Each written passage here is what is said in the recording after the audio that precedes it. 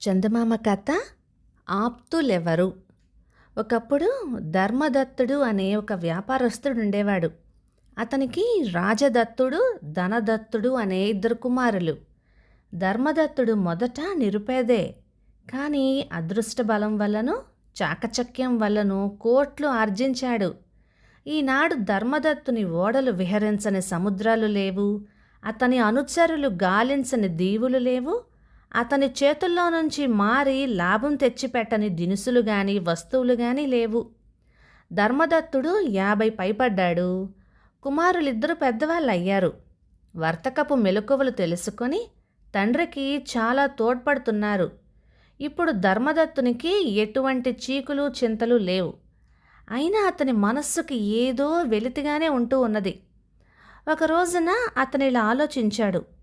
నా కుమారులిద్దరూ నా అంతటి వాళ్ళు అయ్యారు. ఇక వాళ్లకు నా సాయం అక్కర్లేదు. నాకు ముసలితనం వస్తున్నది. ఇంతవరకు చెప్పుకోదగ్గ ఒక్క ఉపకారమైనా నేనెవరికీ చేసి ఉండలేదు. వ్యాపారంలో నా వల్ల చెరుపు పొందిన వారు చాలామందే ఉంటారు. వారిలో ఒక్కరికైనా సాయం చేస్తే పరమార్థం సాధించినట్టుగా అవుతుంది, కొంత మనశ్శాంతి కలుగుతుంది అంటూ ఈ విధంగా ఆలోచించసాగాడు. ఈ ఆలోచన కలిగిన వెంటనే ధర్మదత్తుడు పుత్రులిద్దరిని పిలిపించి వ్యాపారం అంతా వాళ్ళకు అప్పగించాడు. కిటుకులన్నీ చెప్పాడు. తర్వాత, నాయనలారా, నేను రేపు వేకువనే లేచి దేశాంతరం బయలుదేరుతున్నాను. కొన్నాళ్ళ వరకు తిరిగి రాను అని చెప్పాడు. ఈ వార్త విని కొడుకులు కొంత విచారం వెలిబుచ్చారు. కానీ పెత్తనం చేజిక్కినందుకు మనస్సులో సంతోషంగానే ఉంది వారికి. మరునాడు ధర్మదత్తుడు పెందలకాడనే లేచి దేశాంతరం వెళ్ళటానికి సిద్ధమయ్యాడు. కొడుకులిద్దరినీ పిలిచి, అబ్బాయిలు, వెళ్ళొస్తాను, భద్రం అని చెప్పి ముందంజ వేశాడు. అతని చేతిలో ఒక చిన్న సంచి మాత్రం ఉంది. కొడుకులిద్దరూ ఆ సంచి చూశారు, కానీ దానిలో ఏముందో గమనించలేదు. ఆ సంచిలో ఏముందో తెలిస్తే వాళ్ళు చాలా ఆశ్చర్యపోయేవాళ్ళు. ధర్మదత్తుడు దేశాంతరం వెళ్తున్నానన్నాడే కానీ నగరం విడిచి ఎక్కడికి వెళ్ళలేదు. పొద్దుపోయిందాకా ఆ ఊరికినే అటూ ఇటూ తిరిగి కాలక్షేపం చేశాడు. చీకటి పడగానే నగరంలో ఒక కొసన నిరుపేదలు నివసించే పేటలోకి వెళ్ళి ఒక నిర్జన ప్రదేశంలో వేషం మార్చేశాడు. చింకి బట్టలు కట్టుకున్నాడు. ఇప్పుడు అతన్ని ఎవ్వరూ గుర్తించలేనంతగా మారిపోయాడు. బాగా పొద్దుపోయింది. చలికాలం కావటం వల్ల ఎవరింట్లో వారు తలుపులు బిడాయించుకొని పడుకున్నారు. అక్కడక్కడ కుక్కలు మాత్రం మొరుగుతున్నాయి. ధర్మదత్తుడు పోయి ఒక గుడిసె దగ్గర ఆగి, అమ్మా, చాలా దూరం నుంచి వచ్చాను, ముసలివాణ్ణి, అలసిపోయాను. ఈ రాత్రికి ఆశ్రయం ఇస్తారా నాకు అని అడిగాడు. ఎవరు నాయనా అది? లోపలికి రండి అంటూ నెమ్మదిగా ఒక స్త్రీ కంఠం వినిపించింది. ధర్మదత్తుడు తడిక నెట్టుకొని లోపల ప్రవేశించాడు. ఆ గుడిసెలో ఉంటున్నదెవరో ధర్మదత్తుడికి బాగా తెలుసు. ఒక వితంతువు, ఆవిడ పిల్లలు 3 ఉంటున్నారు. చాలా రోజుల క్రితం చనిపోయిన సోమగుప్తుడి కుటుంబం అది. ఈ సోమగుప్తుడు ఒకప్పుడు వాణిజ్యంలో ధర్మదత్తుడితో పోటీ చేశాడు, కానీ నెగ్గలేకపోయాడు. అతని సంసారం చితికిపోయింది. చివరకు అతడు దివాలా తీసి ఆ బెంగతో కృంగి కృశించి చనిపోయాడు. అతని భార్య ఇప్పుడు నగరం చివరన నిరుపేదలో నివసించేటువంటి పేటలో ఒక చిన్న గుడిసెలో ఉంటూ కష్టంగా కాలం వెలుబుచ్చుతూ ఉంది ఆవిడ. గుడిసెలో అడుగు పెట్టగానే ధర్మదత్తుని గుండెని ఎవరో కలచినట్టుగా అయ్యింది అతనికి. ఈ కుటుంబం దుస్థితికి నేనే కదా కారకుణ్ణి అని అనుకున్నాడు ఆయన. వాళ్ళెవ్వరూ అతన్ని గుర్తుపట్టలేదు. ప్రీతిగా ఆహ్వానించి సత్కరించారు. ఆ కుటుంబాన్ని చూడగానే ధర్మదత్తుడికి ఎంతో ముచ్చట వేసింది. వారి ముఖాన దారిద్ర్యపు గుర్తులున్నాయి, కానీ ఎట్టి విసుగు బాధ లేదు. తన ఇంట్లో అష్టైశ్వర్యాలు ఉండేవి, కానీ ఒకరిని చూస్తే ఒకరికి పడేది కాదు. నౌకర్లు సైతం కొట్లాడుకుంటూ ఉండేవాళ్ళు.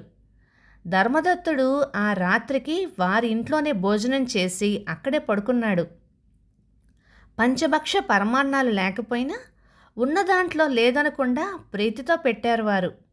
అతనికి అది అమృతతుల్యం అనిపించింది. ప్రొద్దున్నే లేచి, తల్లి, వెళ్ళి వస్తాను, ఊళ్ళో పనుంది అన్నాడు. కానీ ఇంటావిడ బయటకు వెళ్ళినా పూటకూలే గదా, ఇక్కడే ఉండమంటూ బలవంతం చేసింది.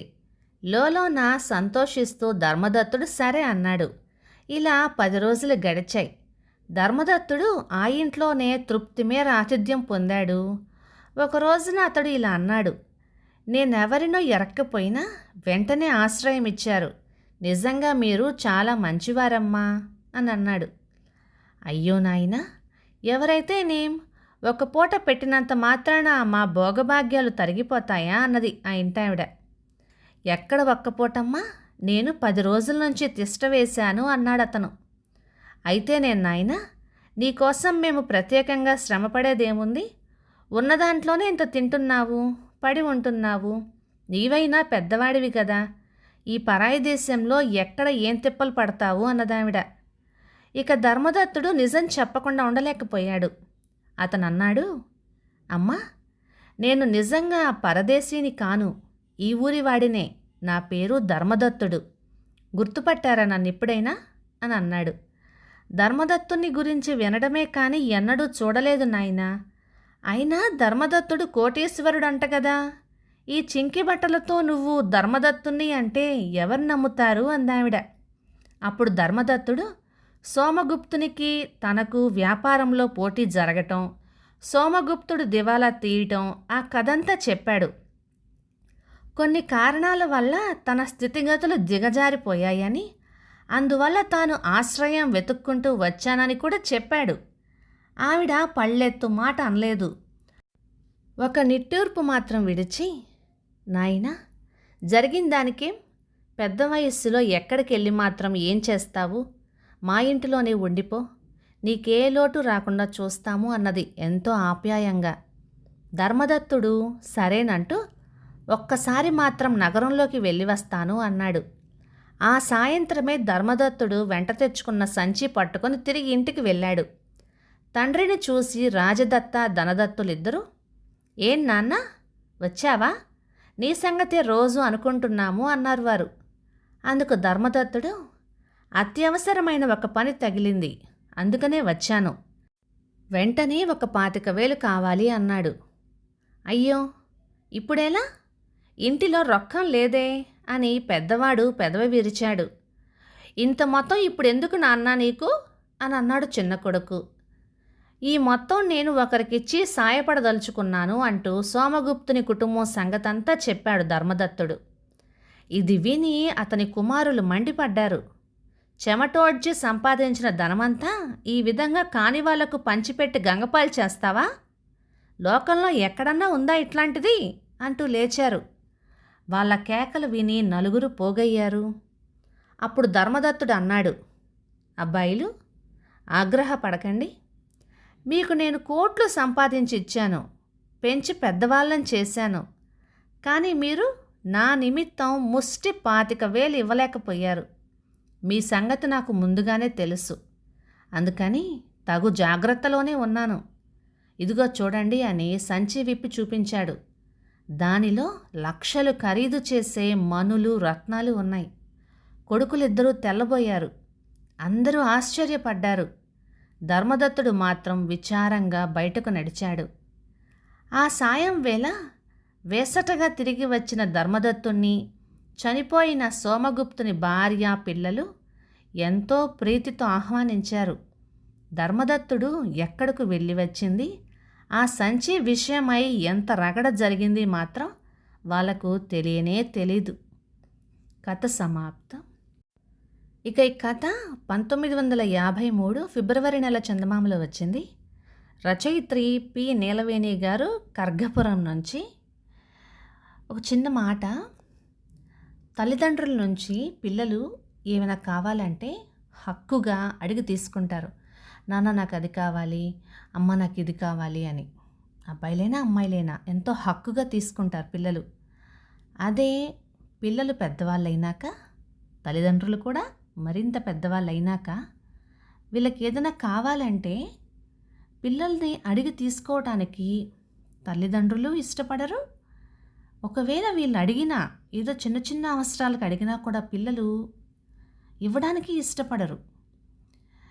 మరి అంటే అందరూ అలా ఉంటారని కాదు. నేను చూసినంతవరకు అటు తల్లిదండ్రులు కూడా పిల్లల్ని అడగాలంటే చిన్నతనంగా భావిస్తారు. పిల్లల్ని అడిగేదేంటి అని. ఎందుకు అడగకూడదు? మరి పిల్లలు చిన్నతనంలో తల్లిదండ్రుల దగ్గర నుంచి ఎంతో హక్కుగా అడిగి తీసుకున్నారు కదా! అంటే అది కేవలం తల్లిదండ్రుల బాధ్యతేనా? పిల్లలకేముండదా బాధ్యత? పోనీ ప్రేమ కూడా ఉండదా? ఇప్పుడు ఈ కథలో వాళ్ళ నాన్న వాళ్ళకి కోట్లు సంపాదించి ఇచ్చాడు. ఎంతో సంతోషంగా తీసుకున్నారు పిల్లలు. వాళ్ళ నాన్న కేవలం 25,000 కోట్లు ఇచ్చిన ఆయన 25,000 అడిగితే కొడుకులు ఇవ్వలేకపోయారు. ఏమో మీరేమంటారు? మీకు ఎలా అనిపించింది? కామెంట్లో చెప్పండి. ఇక ఈ కథలు మీకు నచ్చినట్లయితే లైక్ చేయండి, షేర్ చేయండి. ఇలాంటి మంచి తెలుగు కథల కోసం మన ఛానల్ని సబ్స్క్రైబ్ చేయండి.